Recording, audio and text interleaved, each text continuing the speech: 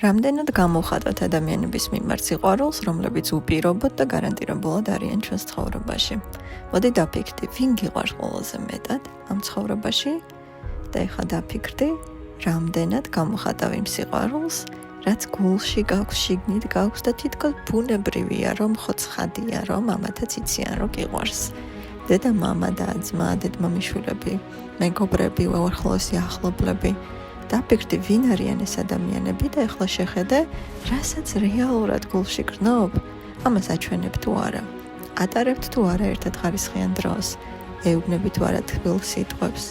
რამდენად უსმენ, რამდენად უჭერ მხარს, როდესაც მათ ჭირდებათ. რა არის შენი გამოხატვის მეთოდი ამ სიყვარულის? და თუ აღმოაჩინე, რომ ხარ აცდენილი რეალურ შეგრძნებასა და გამოხატვას შორის, დაფიქრდი, რა გაქვს შესაძლებელი, რა შეგიძლია ერთი რამ შეცვალო დღესვე დაგეგმო და განახორციელო, რაც დაახლოვებს შენს რეალურ გრძნობას და გამოხატულობას ერთმანეთთან.